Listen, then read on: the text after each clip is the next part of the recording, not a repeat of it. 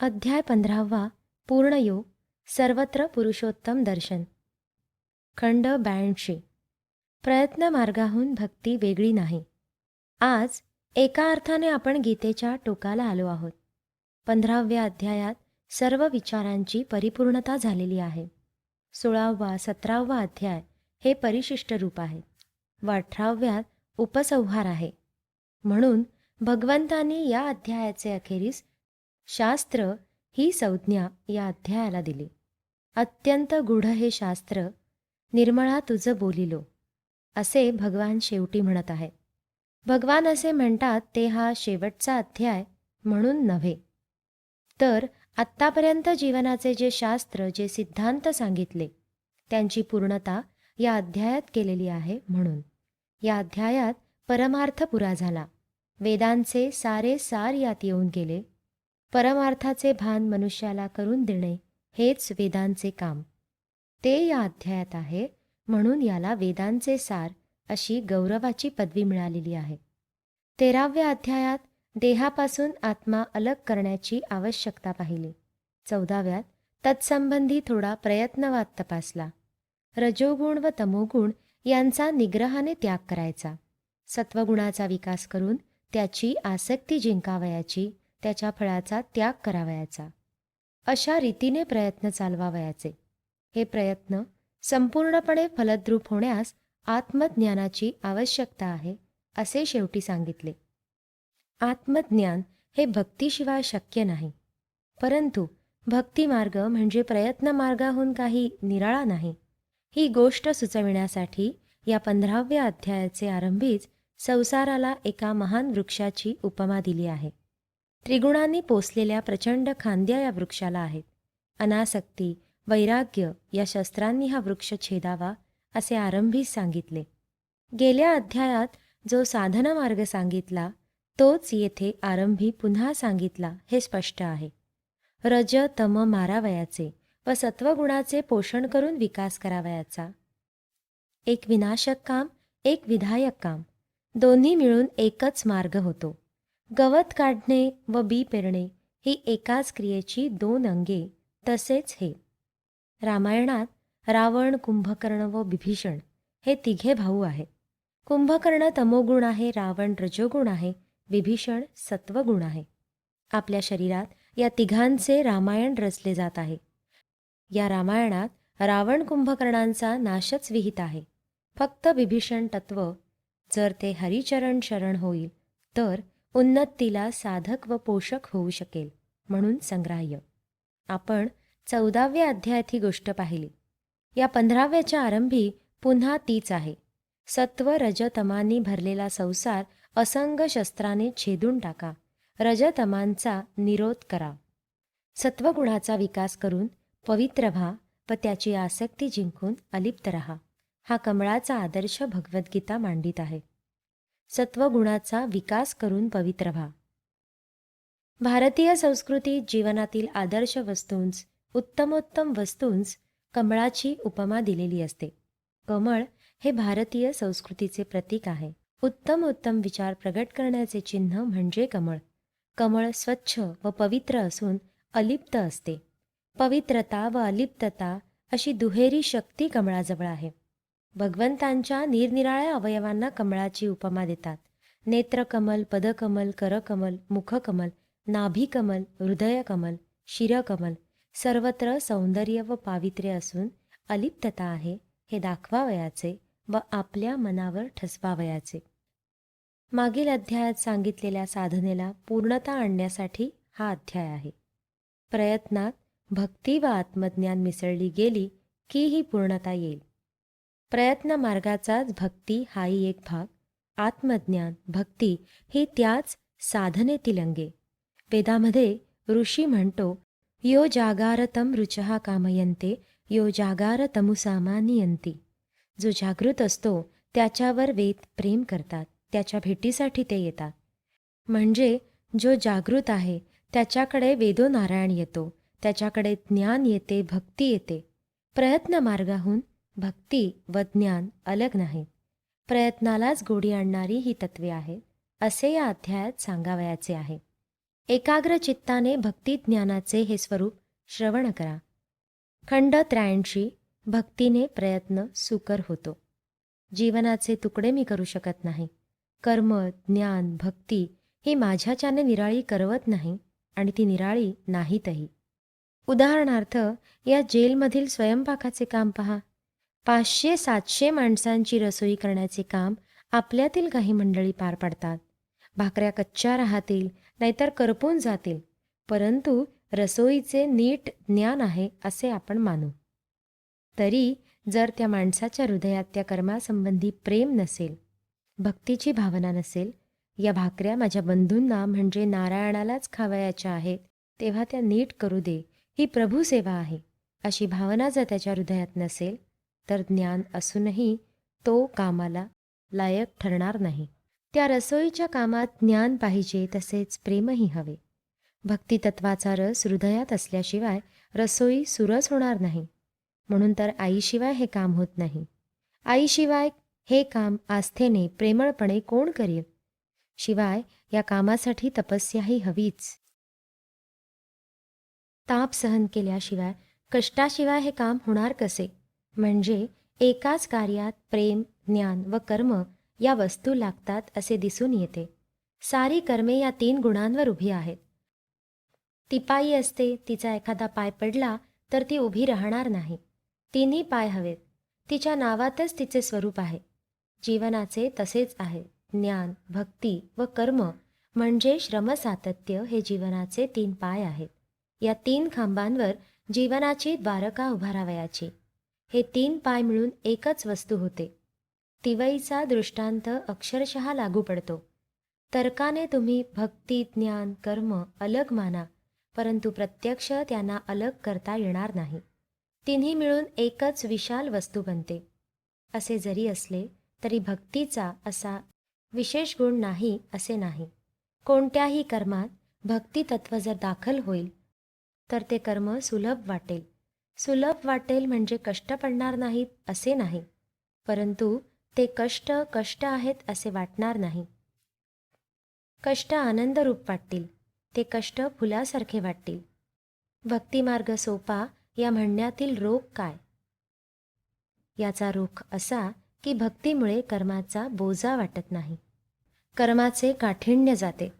कितीही काम केले तरी न केल्यासारखे वाटते. भगवान ख्रिस्त एके ठिकाणी म्हणतात, तू उपवास करशील तर तुझा चेहरा उपवास केल्यासारखा दिसता कामा नये. गालाला उठणे लावल्याप्रमाणे चेहरा प्रफुल्लित व आनंदी दिसू दे. उपवासाचे कष्ट पडत आहेत असे नाही दिसता कामा. सारांश, वृत्ती इतकी भक्तिमय हवी की कष्टांचा विसर पडावा. आपण म्हणतो ना की शूर देशभक्त हसत फाशी गेला. सुधन्वा तेलाच्या कढईत हसत होता. मुखाने कृष्ण, विष्णू, हरिगोविंद म्हणत होता. या म्हणण्याचा अर्थ हाच की अपार कष्ट झाले तरी ते भक्तीमुळे भासले नाहीत. पाण्यावर असलेली होडी लोटणे कठीण नाही, परंतु ती जमिनीवरून, खडकावरून ओढीत न्यावयाची असेल तर किती श्रम होतो पहा. होडीच्या खाली पाणी असेल तर सहजतेने आपण तरून जातो. त्याप्रमाणे आपल्या जीवन नौकेच्या खाली जर भक्तीचे पाणी असेल तर ही नौका आनंदाने वल्हवून नेता येईल. परंतु जीवन जर शुष्क असेल, वाटेत वाळवंट असेल, दगडधोंडे असतील, खाचखळगे असतील, तर ही नौका ओढून नेण्याचे काम फार बिकट होऊन जाईल. भक्तितत्व जीवन नौकेला पाण्याप्रमाणे सुलभता प्राप्त करून देते. भक्तिमार्गाने साधनेला सुलभता येते, परंतु आत्मज्ञानाशिवाय त्रिगुणांच्या पलीकडे कायमचे जावयाची आशा नाही. तर मग आत्मज्ञानाला साधन कोणते? सत्वसातत्याने सत्वगुण अंगी पचवून त्याचा अहंकार व त्याच्या फलाची आसक्ती जिंकण्याचा भक्तीचा प्रयत्न हेच ते साधन. या साधनाने सतत अव्याहत प्रयत्न करता करता एक दिवस आत्मदर्शन होईल. तोपर्यंत प्रयत्नाला शेवट नाही. परमपुरुषार्थाची ही गोष्ट आहे. आत्मदर्शन ही गमतीची गोष्ट नाही. सहज मौजेने आत्मदर्शन होईल असे नाही. त्यासाठी सतत प्रयत्नधारा सुरू हवी. परमार्थाच्या मार्गातील शर्तच मुळी ही की मी एक क्षणही निराशेला जागा देणार नाही. एक क्षणही निराश होऊन स्वस्थ बसणार नाही. परमार्थाचे दुसरे साधन नाही. एखादे वेळेस साधकाला थकवा येऊन त्याच्या तोंडातून तुमकारण तपसंयम किरिया कहो कहा लौकिजी, देवा कोठवर तुझ्यासाठीही तपस्या करू, असे उद्गार बाहेर पडतात. परंतु हा उद्गार गौण आहे. तपस्या व संयम इतकी अंगवळणी पडू देत की तो स्वभावच होईल. कोठपर्यंत साधना करू हा शब्द भक्तीमध्ये शोभत नाही. अधीरभाव, निराशाभाव भक्ती कधीही उत्पन्न होऊ देणार नाही. असा कंटाळा कधी न वाटावा. भक्तीत उत्तरोत्तर उल्हास व उत्साह वाटावा, यासाठी फार सुंदर विचार या अध्यायात मांडला आहे. खंड 84, सेवेची त्रिपुटी. सेव्य, सेवक, सेवा, साधने. या विश्वात आपणास अनंत वस्तू दिसत आहेत. या सर्व वस्तूंचे 3 भाग करावयाचे. एखादा भक्त सकाळी उठला की 3च वस्तू त्याच्या डोळ्यांसमोर दिसतात. त्याचे आधी लक्ष देवाकडे जाते, मग देवाच्या पूजेची तो तयारी करतो. मी सेवक भक्त, तो सेव्य असा देव स्वामी, या दोन वस्तू त्याच्याजवळ सदैव हजर असतातच. उरलेली सारी सृष्टी म्हणजे पूजेची साधने, फुले, गंध, धूप, दीप, यासाठी सारी सृष्टी. 3च वस्तू, सेवक भक्त, सेव्य परमात्मा व सेवा साधने म्हणून ही सृष्टी. ही शिकवण या अध्यायात आहे. परंतु एखाद्या मूर्तीची पूजा करणारा जो सेवक असतो त्याला सृष्टीतील सर्वच वस्तू पूजेची साधने वाटत नाही. तो बगीचातून 4 फुले तोडून आणतो, कुठली उदबत्ती आणतो, काहीतरी नैवेद्य दाखवतो. त्याला निवडानिवड करावीशी वाटते. परंतु 15व्या अध्यायात जी विशाल शिकवण आहे तिच्यात निवडानिवड नाही. जी तपस्येची साधने, कर्माची साधने, ती सारी परमेश्वराच्या सेवेची. त्यातील काहींस फुले म्हणूया, काहींस गंध म्हणूया, काहींस नैवेद्य संबोधूया. अशा प्रकारे यच्चयावत सर्व कर्मे पूजाद्रव्ये करावयाची, अशी ही दृष्टी आहे. जगात फक्त 3च वस्तू. जो वैराग्यमय साधना मार्ग गीता आपल्या मनावर ठसवू पाहत आहे, त्या मार्गाला गीता भक्तिमय स्वरूप देत आहे. त्यातील कर्मपणा काढून टाकीत आहे व त्यामुळे सुलभता आणीत आहे. आश्रमात एखाद्याला जर खूप काम पडले तर मलाच जास्त काम का पडले, असा त्याच्या मनात विचारच येत नाही. यात मोठे सार आहे. पूजा करणाऱ्यास 2 तासांऐवजी 4 तास पूजा करावयास मिळाली तर काय बुवा, आज 4 तास पूजा करावी लागत आहे, असे तो कंटाळून म्हणेल का? त्याला अधिकच आनंद होईल. आश्रमात हा अनुभव येतो. तो अनुभव सर्व जीवनात सर्वत्र आला पाहिजे. जीवन सेवापरायण झाले पाहिजे. सेव्य असा तो पुरुषोत्तम त्याच्या सेवेसाठी सदैव उभा असा मी अक्षरपुरुष. अक्षरपुरुष म्हणजे कधीही न भागणारा, सृष्टीच्या आरंभापासून सेवा करणारा सनातन सेवक. जसा हनुमान रामासमोर सदैव हात जोडून उभाच, त्याला आळस माहीत नाही, त्या हनुमानाप्रमाणे चिरंजीव असा हा सेवक उभा आहे.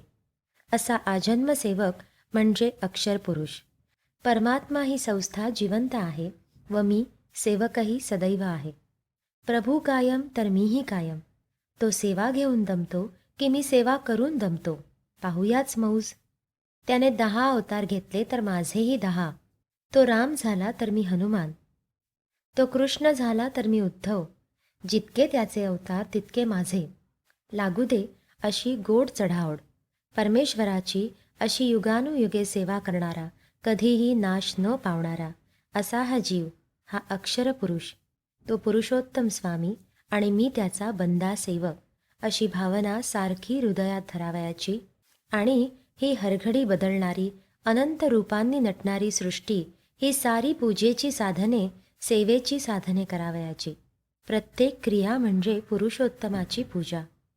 सेव्य परमात्मा पुरुषोत्तम, सेवक जीव हा अक्षरपुरुष. परंतु ही साधनरूप सृष्टी क्षर आहे. ती क्षर आहे यात मोठा अर्थ आहे.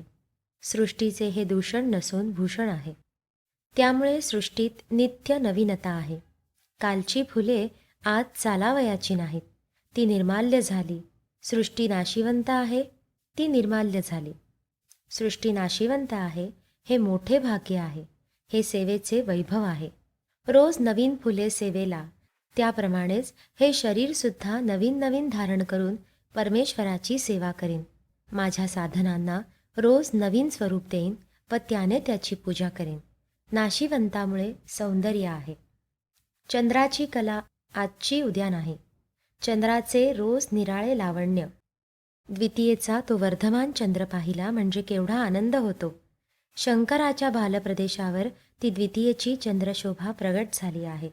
अष्टमीच्या चंद्राचे सौंदर्य विशेष असते. अष्टमीस आकाशात वेचक मोतेच दिसत असतात. पौर्णिमेला चंद्राच्या तेजाने तारका दिसतच नाहीत. पौर्णिमेला परमेश्वराचा मुखचंद्र दिसतो. अमावस्येचा आनंद तर फार गंभीर असतो. अमावस्येच्या रात्री केवढी निस्तब्ध शांतता असते. चंद्राचा जुलमी प्रकाश नसल्यामुळे लहान मोठे अगणित तारे पूर्ण स्वातंत्र्याने चमचम करीत असतात. अमावस्येला स्वातंत्र्याचा पूर्ण विलास असतो. आपल्या तेजाने दिमाग दाखविणारा चंद्र आज येथे नसतो. स्वतःला प्रकाश देणाऱ्या सूर्याशी त्या दिवशी तो एकरूप झालेला असतो. परमेश्वरात मिळून गेलेला असतो. जीवाने स्वात्मार्पण करून आपणापासून जगाला यत्किंचितही त्रास पोचू नये असे जणू त्या दिवशी तो दाखवित असतो. चंद्राचे स्वरूप क्षर आहे, बदलते आहे, परंतु ते निरनिराळा आनंद देते. सृष्टीचा नाशिवंतपणा म्हणजेच तिची अमरता. सृष्टीचे रूप झुळूझुळू वाहून राहिले आहे. ही रूपगंगा जर वाहत नसेल तर तिचे डबके होईल. नदीचे पाणी अखंड वाहत असते. पाणी सारखे बदलते आहे. हा थेंब गेला, दुसरा आला, ते पाणी जिवंत राहते. वस्तूतील आनंद नवीनपणामुळे वाटतो. ग्रीष्म ऋतूत देवाला निराळीच फुले, पावसाळ्यात त्या हिरव्यागार दुर्वा वाहावयाच्या, शरद ऋतूत ती रमणीय कमळे वाहावयाची. तत्तत ऋतुकालोद्भव फलपुष्पांनी देवाची पूजा करायची. यामुळे ती पूजा टवटवीत नित्य नवीन वाटते. कंटाळा येतच नाही. लहान मुलांना क काढून देतात आणि म्हणतात गिरव, जाड कर. ती कची कटकट मुलाला कंटाळा आणते. अक्षर जाडे का करायचे त्याला समजत नाही. तो पेन्सिल आडवी धरून ते अक्षर लवकर जाडे करतो. परंतु पुढे नवीन अक्षर, त्यांचे समुदाय तो पाहतो. निरनिराळी पुस्तके तो वाचू लागतो. साहित्यातील नानाविध सुमनमालांचा अनुभव तो घेतो. त्याला अपार आनंद होतो. तसेच सेवा प्रांतात आहे. नवीन नवीन साधनांमुळे सेवेची हौस वाढते. सेवावृत्तीचा विकास होतो. सृष्टीचा नाशिवंतपणा रोज नवी फुले फुलवून राहिला आहे. गावाजवळ स्मशान आहे म्हणून गावाला रमणीयता आहे. जुनी माणसे जात आहेत, नवीन बाळे जन्मत आहेत, सृष्टी नवीन वाढत आहे. बाहेरचे ते स्मशान जर नाहीसे कराल तर ते घरात येऊन बसेल. तुम्ही कंटाळाल तीच माणसे अखंड पाहून. उन्हाळ्यात उन्हाळा असतो, पृथ्वी तापते, परंतु यामुळे त्रस्त होऊ नका. हे रूप बदलेल. पावसाचे सुख अनुभवण्यासाठी तापले पाहिजे. जमीन जर खूप तापून निघालेली नसेल तर पाऊस पडताच केवळ चिखल होईल. तृणधान्ये नटणार नाहीत. मी एकदा उन्हाळ्यात हिंडत होतो. डोके तापत होते. आनंद वाटत होता. मला एक मित्र म्हणाला, डोके तापेल, त्रास होईल. मी म्हटले, ही खालची माती तापत आहे, हा मातीचा गोळाही तापू दे जरा. डोके तापलेले असावे आणि मग ती पावसाची धार यावी. कसा आनंद असतो. परंतु जो उन्हात तापत नाही तो पाऊस आला तरीही पुस्तकात डोके खुपसून बसेल. घरातील खोलीत त्या थडग्यातच बसून राहील. बाहेरच्या या विशाल अभिषेक पात्राखाली उभा राहून नाचणार नाही. परंतु तो आमचा महर्षी मनू, तो मोठा रसिक व सृष्टीप्रेमी, तो स्मृतीत लिहितो, पाऊस पडू लागला म्हणजे सुट्टी द्यावी. पाऊस पडत असताना आश्रमात का घोकीत बसावयाचे? पावसात नाचावे, गावे, सृष्टीशी एकरूप व्हावे. पावसात पृथ्वी व आकाश एकमेकांस भेटत असतात. ते थोर दृश्य केवढे आनंददायी असते. ही सृष्टी स्वतः शिक्षण देऊन राहिली आहे. सारांश, सृष्टीची क्षरता, नाशिवंतता म्हणजे साधनांची नवीनता. अशी नवनव प्रसवा साधनदात्री ही सृष्टी कमर कसून सेवेसाठी उभा असा तो सनातन सेवक आणि तो सेव्य परमात्मा. आता चालू दे खेळ. तो परमपुरुष पुरुषोत्तम निरनिराळी सेवा साधने देऊन माझ्याकडून प्रेममूलक सेवा घेऊन राहिला आहे. तो मला नाना साधने देऊन खिळवून राहिला आहे. निरनिराळे प्रयोग माझ्याकडून करवून राहिला आहे. अशी ही दृष्टी जर जीवनात आली तर केवढा आनंद लाभणार आहे. खंड 85. अहम शून्य सेवा म्हणजेच भक्ती. आपली प्रत्येक कृती भक्तिमय व्हावी अशी गीतेची इच्छा आहे. घटका अर्धघटका परमेश्वराची पूजा करतात, ती ठीकच आहे. सकाळी व सायंकाळी सुंदर सूर्यप्रभा रंगली असता चित्त स्थिर करून तास अर्धा तास संसार विसरणे व अनंताचे चिंतन करणे हा उत्कृष्ट विचार आहे. हा सदाचार नयेच सोडू. परंतु गीतेला एवढ्याने समाधान नाही. सकाळपासून सायंकाळपर्यंत यच्चयावत ज्या तमाम क्रिया हातून होतील त्या सर्व भगवंताच्या पूजेनिमित्त व्हाव्या. स्नान करताना, जेवताना, झाडताना त्याचे स्मरण असावे. मी हे माझ्या प्रभूचे जीवनराजाचे अंगण झाडून राहिलो आहे असे झाडताना वाटावे. सारी कर्मे अशा दृष्टीने पूजा कर्मे व्हावी. ही दृष्टी आली तर पहा वर्तनात कसा फरक पडतो तो. पूजेसाठी फुले कशी काळजीने वेचतो, ती परडीत नीट ठेवतो, ती दाबली जाऊ नयेत म्हणून जपतो, ती मलिन होऊ नयेत म्हणून नाकासही लावित नाही. त्याप्रमाणे जीवनातील दैनंदिन सर्व कर्मात दृष्टी यावी. हा माझा गाव, येथे शेजाऱ्यांच्या रूपाने माझा नारायण नांदतो. हा गाव मी स्वच्छ करीन, निर्मळ ठेवीन. गीतेला अशी ही दृष्टी द्यावयाची आहे. तमाम कर्मे म्हणजे प्रभुपूजा. या गोष्टीची गीतेला हौस आहे. गीतेसारख्या ग्रंथराजाला घटका अर्धघटका पूजेने समाधान नाही. सारे जीवन हरिमय व्हावे, पूजारूप व्हावे हा गीतेला हव्यास आहे. पुरुषोत्तम योग सांगून कर्ममय जीवनाला गीता पूर्णता देत आहे. तो सेव्य पुरुषोत्तम, मी त्याचा सेवक व सेवेचे साधन अशी ही सृष्टी. या गोष्टीचे एकदा दर्शन झाले म्हणजे मग आणखी काय पाहिजे. तुकाराम म्हणून राहिले आहेत, झाली या दर्शन करीन मी सेवा आणि कही देवा न लगे दुजे. मग अखंड सेवाच हातून होईल. मी म्हणून कोणी नाही असे होईल. मी माझेपणा पुसून जाईल. सारे त्या भगवंतासाठी. परार्थ जिजावे याहून अन्य विषयच राहणार नाही. माझ्यातील मी काढून टाकून हरिपरायण असे मी माझे जीवन रचावे, भक्तिमय जीवन करावे असे गीता परोपरीने सांगत आहे. सेव्य परमात्मा, मी सेवक व साधनरूप ही सृष्टी. परिग्रहाचे नावच पुसून टाकले. जीवनात दुसऱ्या कशाची चिंताच नाही. खंड 86. ज्ञानलक्षण. मी पुरुष, तो पुरुष, हाही पुरुष. अशा प्रकारे कर्मात भक्ती मिसळावयाची हे आतापर्यंत आपण पाहिले. परंतु त्यात ज्ञानही पाहिजे. एरवी गीतेला समाधान नाही, परंतु याचा अर्थ असा नाही की या वस्तू वेगवेगळ्या आहेत. बोलण्यासाठी म्हणून आपण अलग अलग भाषा वापरतो इतकेच. कर्म म्हणजेच भक्ती. भक्ती निराळी कर्मात मिसळावयाची असे नाही. तीच गोष्ट ज्ञानाची. हे ज्ञान कशाने मिळेल? गीता सांगते, सर्वत्र पुरुष दर्शनाने हे ज्ञान मिळेल. तू सेवा करणारा सनातन सेवक, तू सेवा पुरुष, तो पुरुषोत्तम, सेव्य पुरुष आणि नाना रूपधारिणी, नाना साधने पुरविणारी ही वाहती सृष्टी, ही पुरुषच. ही दृष्टी ठेवायची म्हणजे काय? सर्वत्र अव्यंग निर्मळ सेवाभाव ठेवायचा. तुझ्या पायातील चप्पल करकर वाजत आहे, थोडे तेल दे तिला. तेथे परमात्म्याचाच अंश आहे. ती चप्पल नीट राख. तो सेवा साधन चरखा, त्याला तेल घाल. तो ओरडत आहे, नेती नेती, सूत कातणार नाही. तो चरखा, ते सेवा साधन म्हणजेही पुरुषच. त्याची माळ, त्याचे ते जानवे नीट ठेव. सारी सृष्टी चैतन्यमय मान. ती जड नको समजू. ओंकाराचे सुंदर गाणे गाणारा तो चरखा, तो का जड?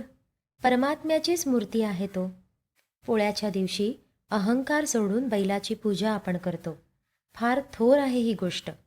पोळ्याची कल्पना रोज मनात राखून बैलाला चांगले राखून त्यापासून योग्य ते काम घ्या. पोळ्याच्या दिवशीची भक्ती त्याच दिवशी संपली असे न होवो. बैल म्हणजे परमात्म्याचीच मूर्ती. तो नांगर, ती शेतीची अवजारे, ती नीट राखा. सेवेची सर्व साधने पवित्र आहेत. केवढी विशाल आहे ही दृष्टी. पूजा करणे म्हणजे गुलाल, गंधाक्षत, फुले वाहणे नव्हे. ही भांडी आरशासारखी ठेवणे ही भांड्यांची पूजा. दिवा स्वच्छ पुसावयाचा ही त्याची पूजा. विड्याला धार लावून शेतीच्या कामासाठी तयार ठेवायचा ही त्याची पूजा. दाराचे बिजागर गंजून गेले त्याला तेल लावून संतुष्ट करणे ही त्याची पूजा.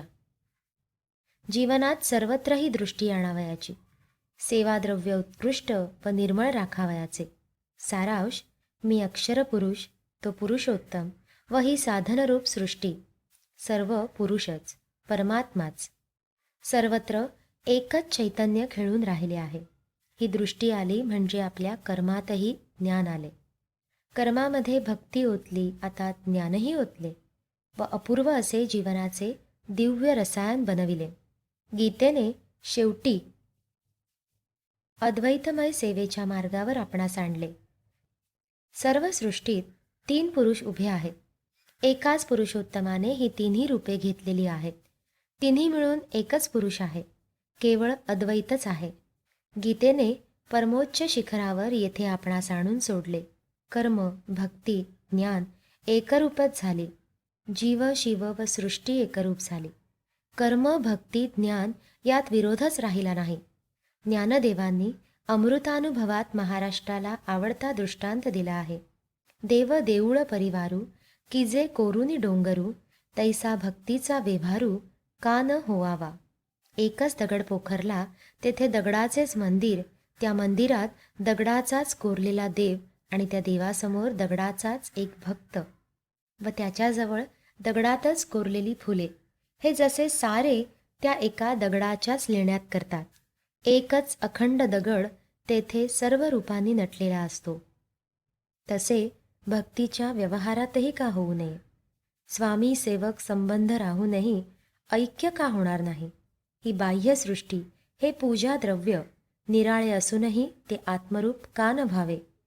तिन्ही पुरुष एकच आहेत. ज्ञान, कर्म, भक्ती तिन्ही मिळून एक विशाल जीवनप्रवाह करावयाचा असा हा परिपूर्ण पुरुषोत्तम योग आहे. सेवक, स्वामी व सेवाद्रव्य एकरूपच असून भक्तिप्रेमाचा खेळ खेळावयाचा असा हा पुरुषोत्तम योग. ज्याच्या हृदयात बिंबला तोच खरी भक्ती करतो. सर्वज्ञ तो सर्वभावे सर्वरूपी भजे मज. असा पुरुष ज्ञानी असूनही संपूर्ण भक्त असतो. ज्याच्या ठिकाणी ज्ञान आहे त्याच्या ठिकाणी प्रेम आहेच. परमेश्वराचे ज्ञान व परमेश्वराचे प्रेम या अलग गोष्टी नाहीत. कारले कडू असे ज्ञान उत्पन्न झाले तर प्रेम उत्पन्न होत नाही. एखादा अपवाद असेल, परंतु कडूपणा कळला की त्याचा कंटाळा आलाच. पण खडी साखरेचे ज्ञान होताच ते विरघळू लागते. लगेच प्रेमाचा झरा उत्पन्न होतो. परमेश्वराच्या बाबतीत ज्ञान होणे आणि प्रेम उत्पन्न होणे या गोष्टी एकरूप आहेत. परमेश्वराच्या रूपाची गोडी, त्याला का रद्दी साखरेची उपमा द्यावयाची. त्या मधुर परमेश्वराचे ज्ञान झाले की तक्षणीच प्रेमभावही उत्पन्न होईल. ज्ञान होणे व प्रेम होणे या 2 भिन्न क्रियाच जणू नाहीत. अद्वैतात भक्ती आहे की नाही याचा वाद घालीत नका बसू. ज्ञानदेवांनी म्हटले आहे, हेची भक्ती हेची ज्ञान, एक विठ्ठलची जाण. भक्ती व ज्ञान ही एकाच वस्तूची 2 नावे आहेत. परमभक्ती जीवनात आली म्हणजे मग होणारे कर्म हे भक्ती व ज्ञान यापासून वेगळे असत नाही. कर्म, भक्ती व ज्ञान मिळून एकच रमणीय रूप होते. या रमणीय रूपातून अद्भुत प्रेममय व ज्ञानमय सेवा सहजच निर्माण होते. आईवर माझे प्रेम आहे, परंतु हे प्रेम कर्मात प्रगट झाले पाहिजे.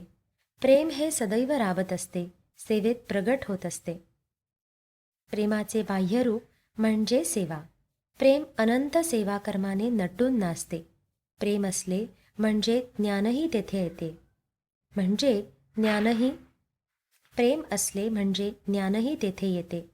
ज्याची सेवा करावयाची त्याला कोणती सेवा आवडेल याचे ज्ञान मला पाहिजे. नाहीतर सेवा ही गैरसेवा व्हावयाची. सेव्य वस्तूचे ज्ञान प्रेमाला पाहिजे. प्रेमाचा प्रभाव कार्यद्वारा फाकण्यासाठी ज्ञानाची आवश्यकता आहे. परंतु मुळात प्रेम पाहिजे. ते नसेल तर ज्ञान निरुपयोगी. प्रेमाने होणारे कर्म साध्या कर्माहून निराळे असते. शेतावरून थकून आलेल्या मुलाकडे म्हातारी आई प्रेमाने बघते.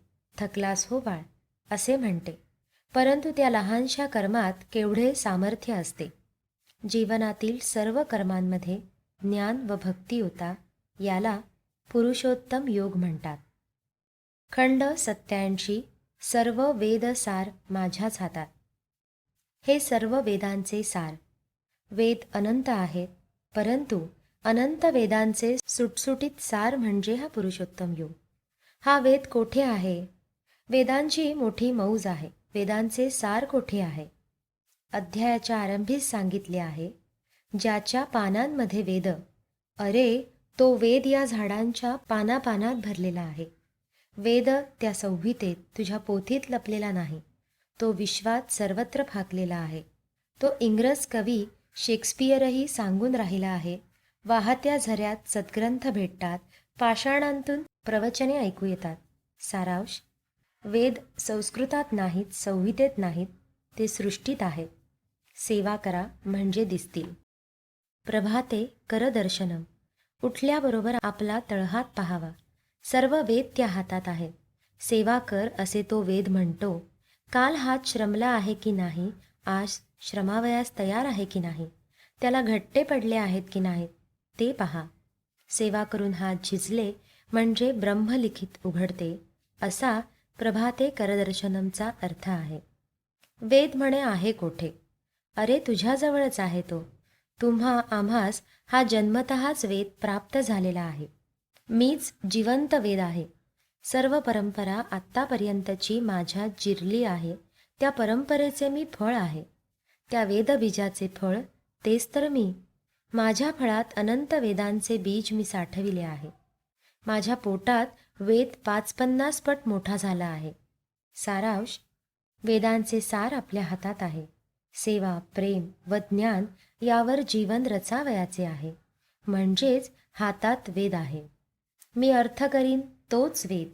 वेद बाहेर नाहीत. वेदाचा तो अर्थ आम्हासीच ठावा असे सेवामूर्ती संत म्हणतात. सर्व वेद मलाच जाणतात, मी सर्व वेदांचा अर्क पुरुषोत्तम असे भगवान सांगून राहिले आहेत. असे हे वेदांचे सार, हा पुरुषोत्तम योग आपण जर जीवनात मुरवू शकलो तर केवढा आनंद आहे. मग तो पुरुष जे करतो त्यातून वेदच प्रगट होतो असे गीता सुचवित आहे. या अध्यायात सर्व गीतेचे सार आहे. गीतेची शिकवण येथे पूर्णपणे प्रगट झाली आहे. ती जीवनात उतरविण्यासाठी सर्वांनी रात्रंदिवस झटावे. दुसरे काय? रविवार 29 मे 19